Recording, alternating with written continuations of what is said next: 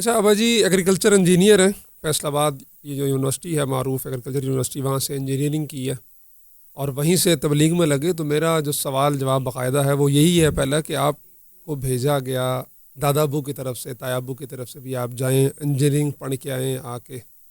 Agriculture جو ایک پنجاب کا خاصہ ہے، 60% اس کا روزگار ایگریکلچر سے وابستہ ہے. آپ گئے یونیورسٹی، جا کے آپ کو تبلیغیوں نے ہائی جیک کر دیا. بس ایک بات سمجھ آئی کہ یونیورسٹی میں کس لیے آئے ہیں؟ پڑھنے کے لیے. اس یونیورس میں کس لیے آئے ہیں؟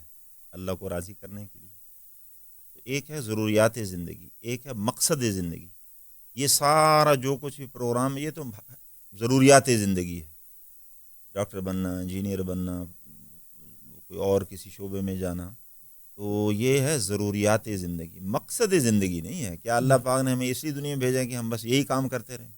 یہ تو ضروریات ہیں، کسی اعلیٰ درجے میں پوری ہوں گی، ادنا درجے میں. مقصد حیات کیا ہے، مقصد امت کیا ہے، وہ وہاں جا کر سمجھ آیا کہ یہ اس یونیورس میں جس مقصد کے لیے آئے ہیں. جیسے یونیورسٹی میں پڑھنے آئے ہیں، یہاں سے ڈگری لے کر جانا ہے، پڑھ کے جانا ہے، کوئی سیکھ کر جانا ہے. اسی طرح اس یونیورس میں جو آئے ہیں وہ حضور صلی اللہ علیہ وسلم والے کام کے لیے آئے.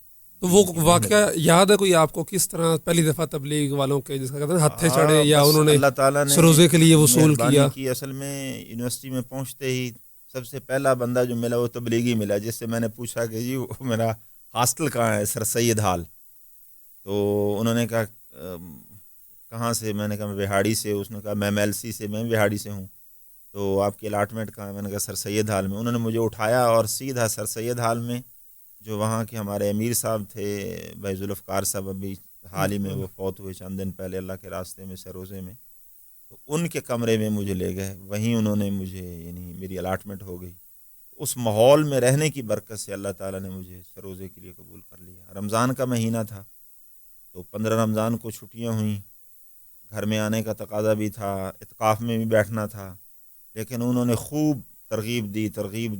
آج کل تو اتنی تبلیغ والے دوسروں کو ترغیب نہیں دیتے، یا اتنا یعنی ایک طرح کا یوں سمجھ لیں کہ پہلے جو تبلیغی حضرات تھے وہ چھوڑتے نہیں تھے، مسلط ہو جاتے تھے. وہ چھوڑتے نہیں تھے. بہرحال انہوں نے مجھے ترغیب دی، میں کچھ تیار ہوا. جب وہ چلے جاتے پھر میں پھسل جاتا، پھر ترغیب.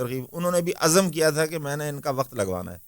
بس وہ پہلا سروزہ رمضان کا، اور رمضان کی برکت سے وہ جو سروزہ تھا 70 گنا اس کا اجر بھی زیادہ، اثر بھی زیادہ، برکتیں بھی زیادہ. سروزہ لگا کر آتے اپنے گاؤں میں اعتکاف بیٹھ گیا.